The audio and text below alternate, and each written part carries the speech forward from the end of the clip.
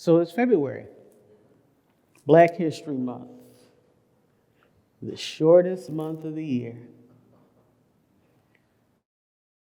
There's a lot of other celebrations that go on during February, and I look them all up. But I said, you know what?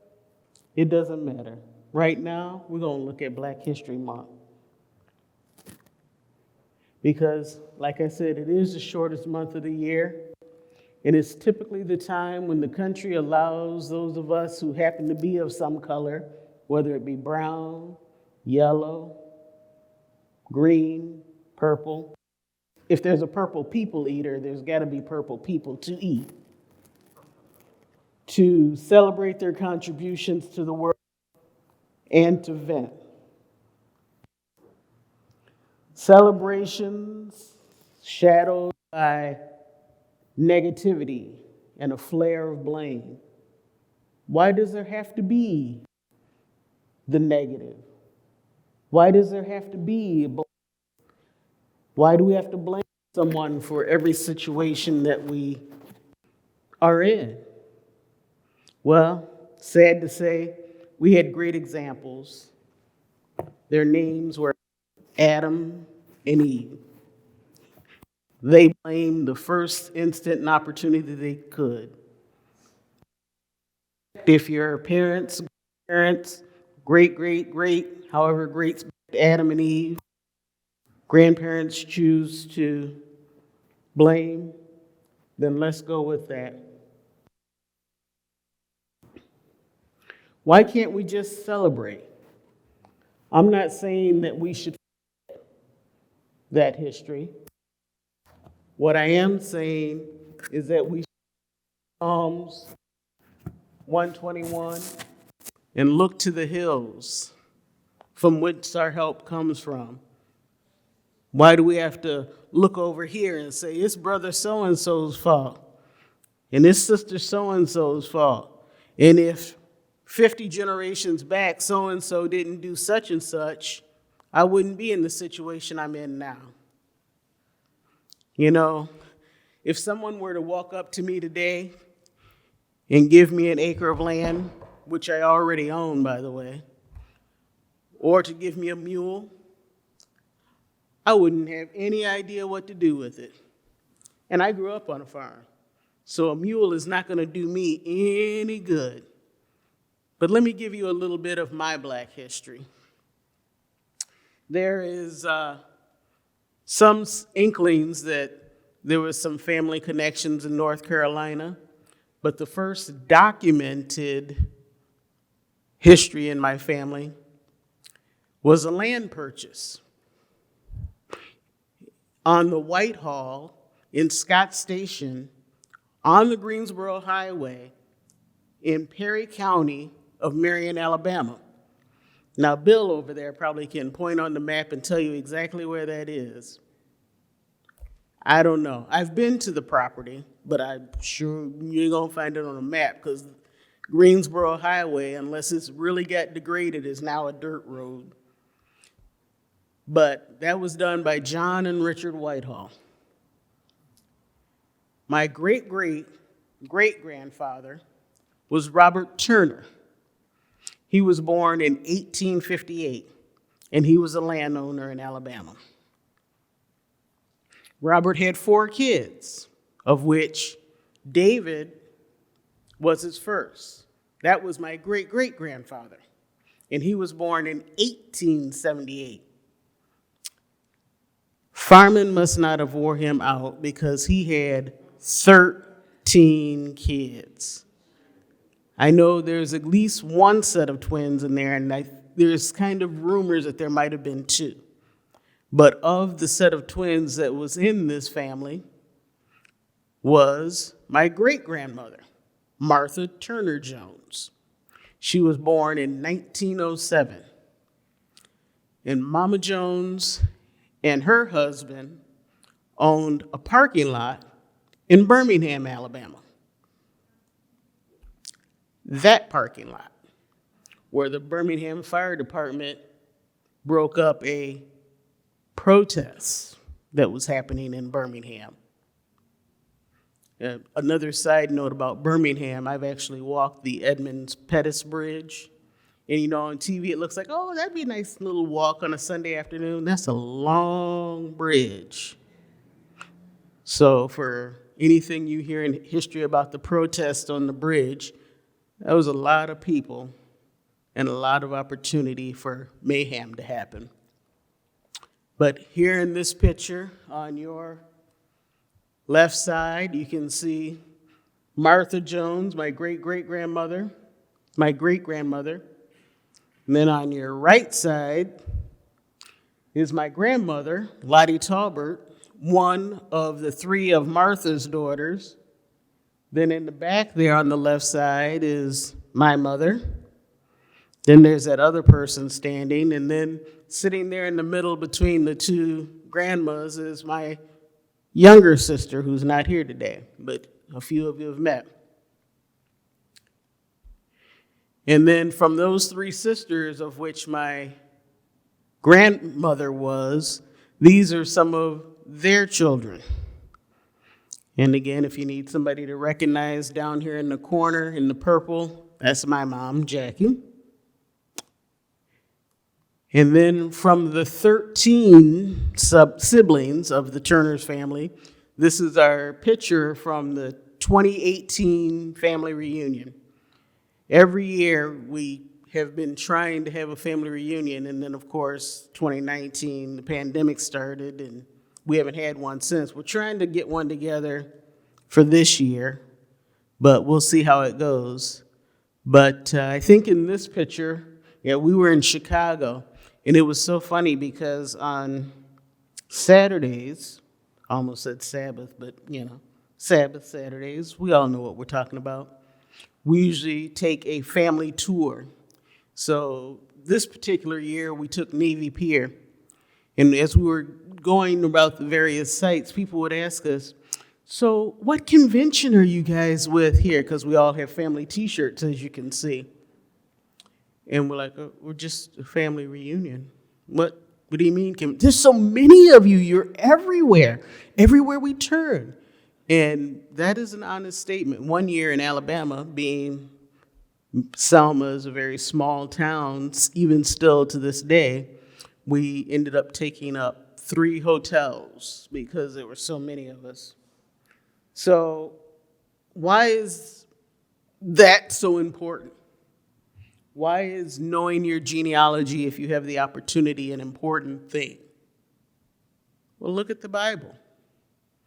There's places in the Bible, books in the Bible, where the only thing that they're talking about is genealogy, because it's important to understand how this person was related to this person, and this person did great things, yet this person did bad things, and this person won this victory, and this person had this defeat. It's important to understand that. It's important to understand that when you are looking for a mate in life, if there's no one in your immediate circle to go to, you may have to go across country to visit family to find somebody. They did that in the Bible. Or if family is traveling with you and a war breaks out and they take your family member, Abraham and Lot, that you have your family and friends to go with you to rescue your family. It's all very important to understand your genealogy and understand where you come from. And I say this because we don't all have a mother and a father. The family that I gave you, the history I gave you today is just on my mother's side. I don't have that rich line to follow on my father's side. I know my father. I've met a couple of his sisters one year when we were in Alabama because they lived in Mississippi and we took a trip. But not everyone has that. And we have to understand that blood is important, and we're all related by blood. How? God created us, one blood. And then to make sure we understood it, he sent his son to die for us and cover us, all of us, with his blood. So it's important. Knowing your history is your key to your future. You saw all those people in that picture in Chicago. Those are free resources. When I was getting out of high school, or even before I was getting out of high school, while I was in high school, what do I want to be when I grow up? Do I want to be a doctor? We got those in my family. I can follow them around for a day or two. Do I want to be a lawyer? We got those in our family. I can ask them questions. Do I want to be an Indian chief? Yep, we got them in our family too. Do I want to go live on a reservation somewhere in Wyoming? But, I had access to that information. If I needed to do an internship, these people were working in places that I could get into. If I didn't use those resources, who knows where I would have been. But let's say that you don't have blood relatives. That doesn't mean you can't ask your friends. And they may laugh at you. Okay, it's just a sound. That's all it is. It's their opinion. If they don't want to help you, there are other people. You have people at the church. Right now, if I were to ask Anna, teach me about TV stuff, she would. If I wanted to learn the piano, we have a pianist. If I wanted to learn how to budget properly, we have treasurers in our church. If I wanted to learn how to sing, we have singers. Use your resources. You're already at no, sitting there.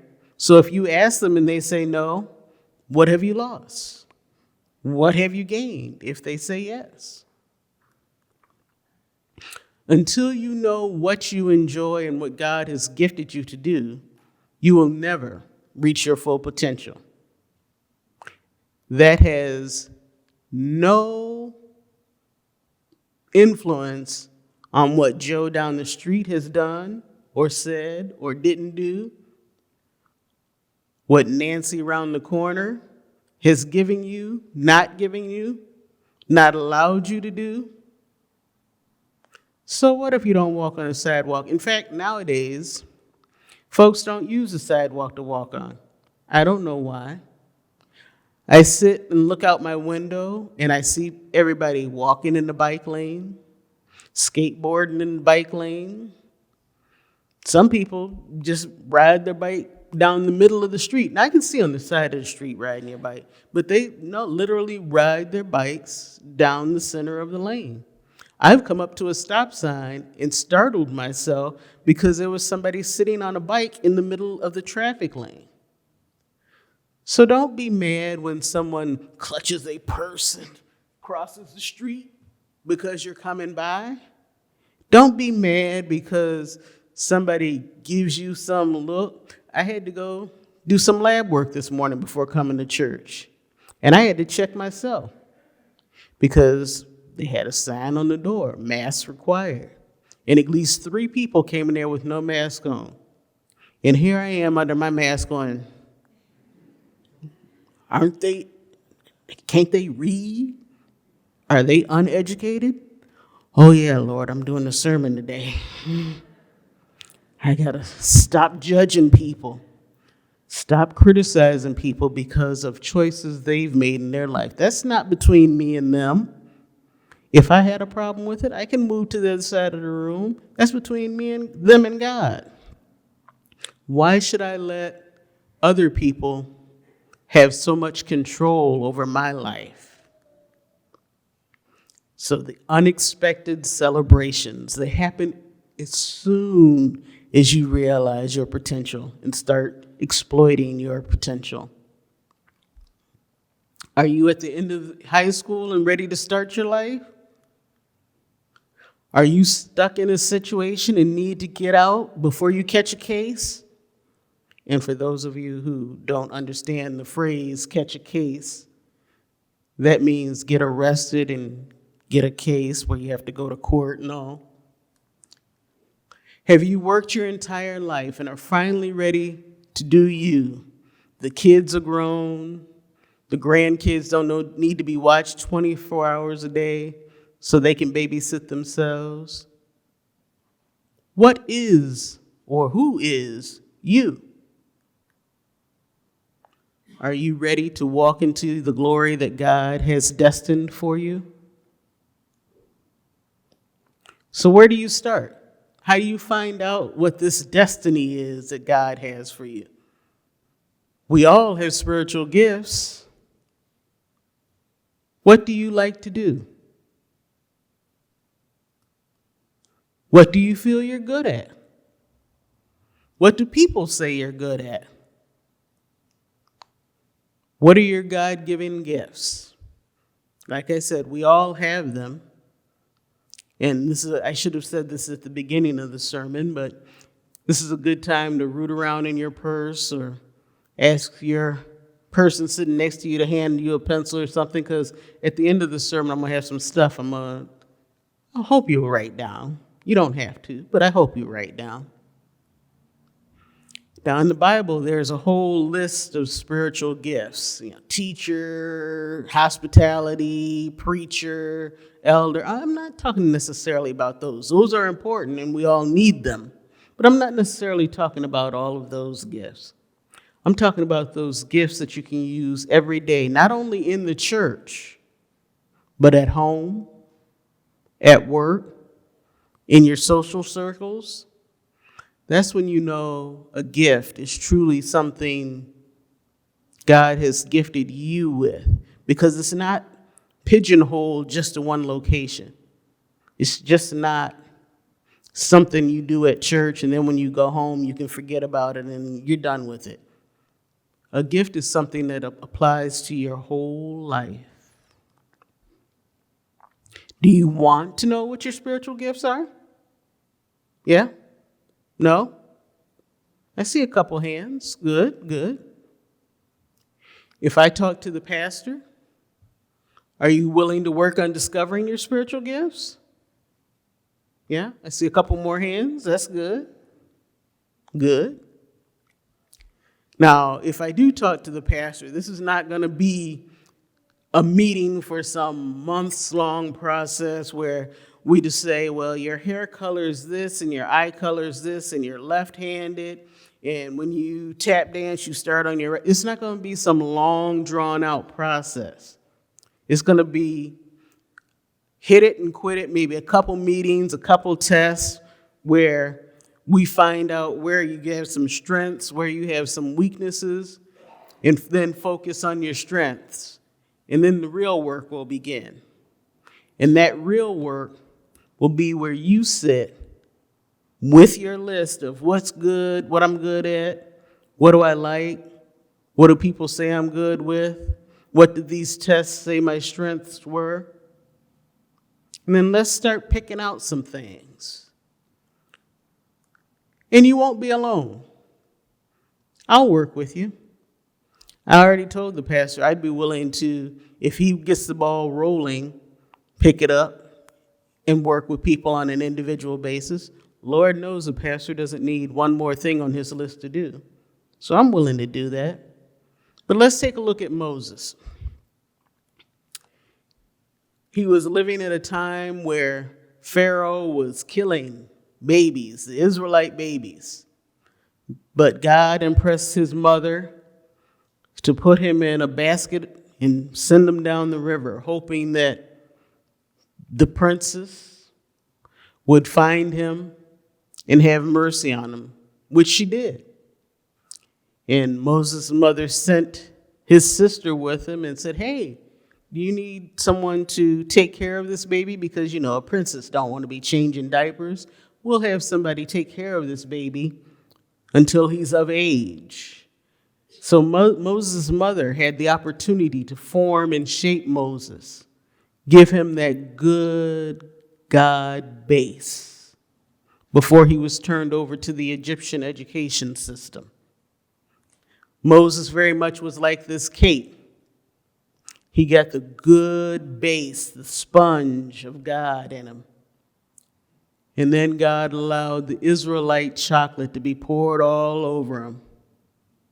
He got the education on warfare, civilization control, money management, and all of that stuff that he was going to need later in life.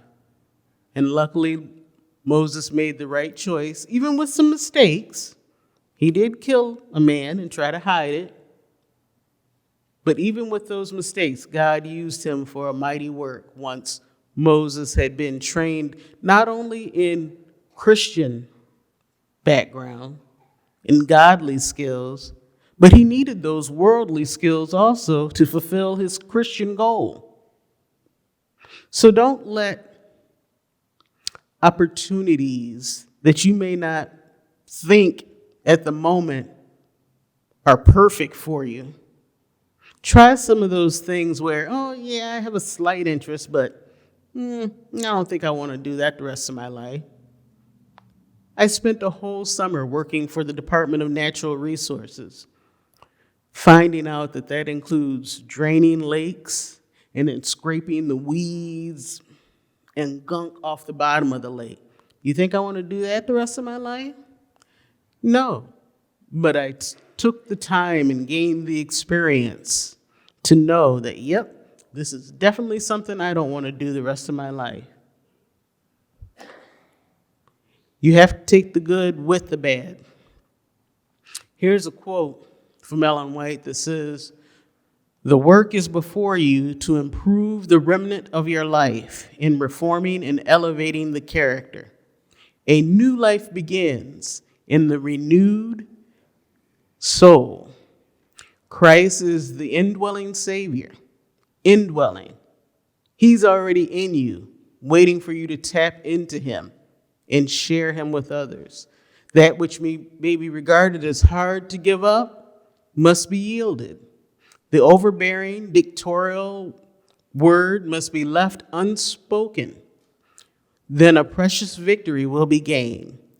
True happiness will be the result of every self-denial, every crucifixion of self.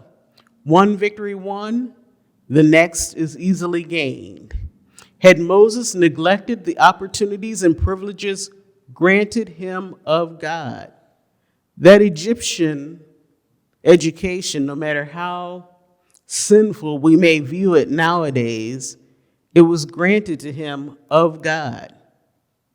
He would have neglected the light from heaven and would have been a disappointed, miserable man. Man has light and opportunities, and if he will improve them, he may overcome. You may show by your life the power of the grace of God in overcoming. That's from Ellen White's book, Testimonies of the Church. Are you neglecting opportunities? Have you been given opportunities and privileges, and you're running from that light that God is granting you?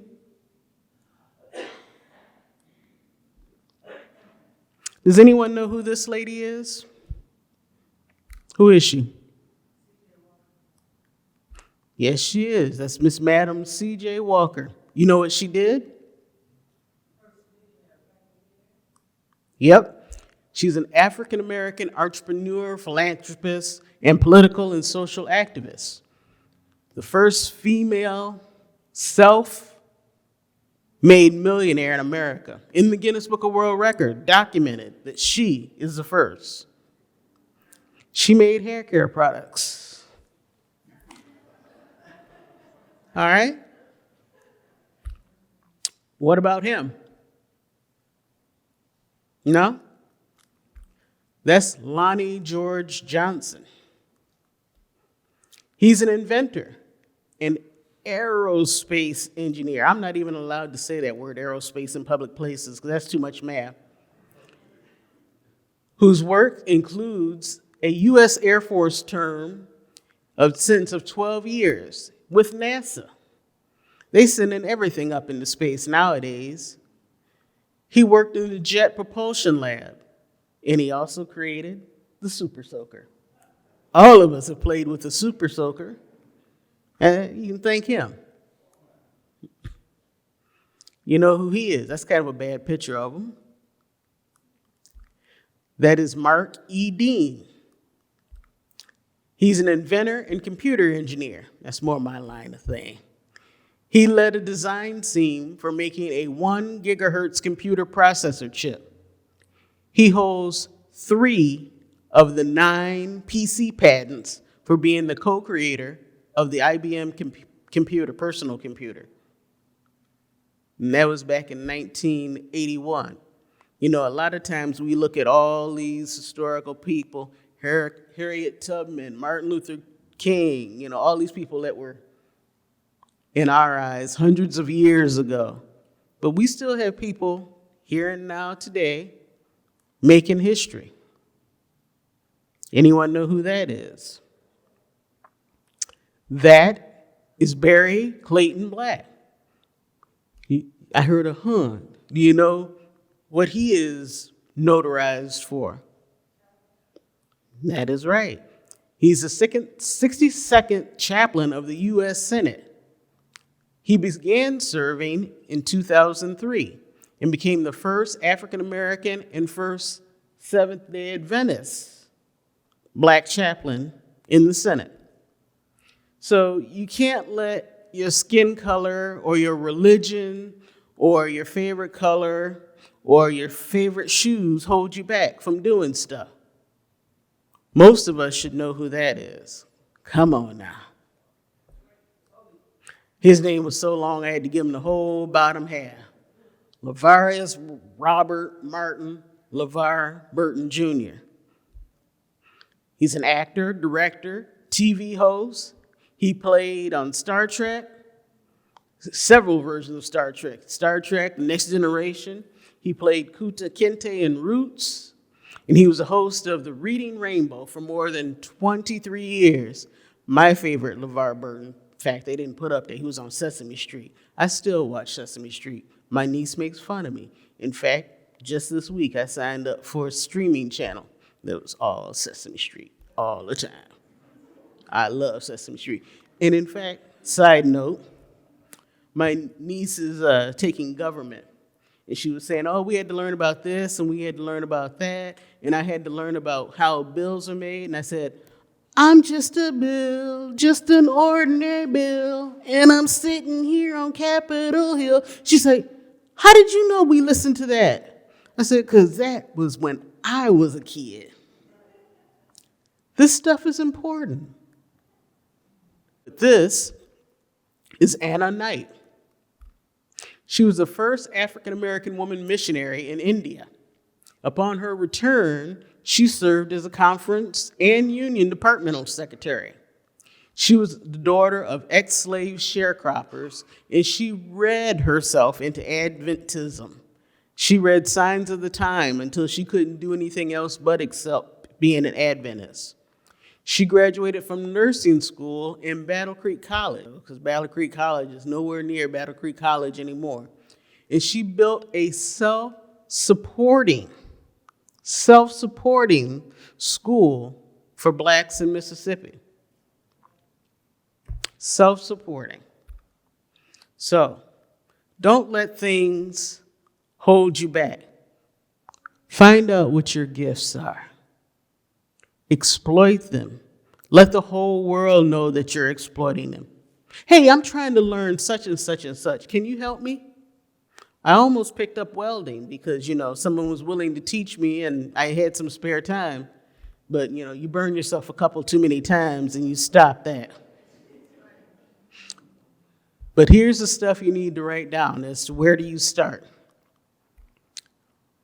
Find out what you like to do. Even write down that stuff that you kind of like to do only sort of time, every once in a while. If it's video games, which types of video games do you like to do? Don't exclude video games just because your friends and your parents say you'll never become anything playing those games all day. Think of the hand-eye coordination you're developing. Think about those robotic robots in the operating rooms that need somebody to sit in that corner while the patient's laying over there doing the surgery. What do you feel you're good at? If you're good at reading all day, keep doing it. Learn to read the right stuff. You might find something else you're good at also. Somebody has to proofread the stuff that the masses read. What do people say you're good at? I can tell you right here, right now, that if someone in this room happened to be working on their computer and it beeps funny, next week I know who's going to be back there at that booth handing it to me saying, fix it. If people say you're good at doing something, do it. Don't let the fact that you don't have all the tools right now stop you. Do what you can do with what you have now, and I'll tell you, God will bless you with the rest. Because being the child of a single parent, a parent who, while I was living in Michigan, she was working 2 jobs as a nurse in Chicago to support me while my grandmother raised me, while I had to pay my own way through college and a master's degree. God will give you what you need when you need it. Once you get all that stuff written down, email it to that email address. I'm the only one that sees that email address. If you are ready to work on your God-given gifts, we're going to start today. You're going to make these lists. You're going to email it to that email address. And we're going to get you to your unexpected celebrations.